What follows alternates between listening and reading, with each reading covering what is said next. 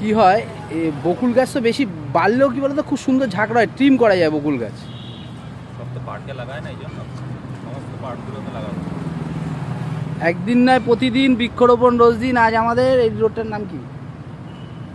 যশোর। যশোর রোডে মধ্যমগ্রাম অঞ্চলে বৃক্ষরোপণ কর্মসূচি চলছে।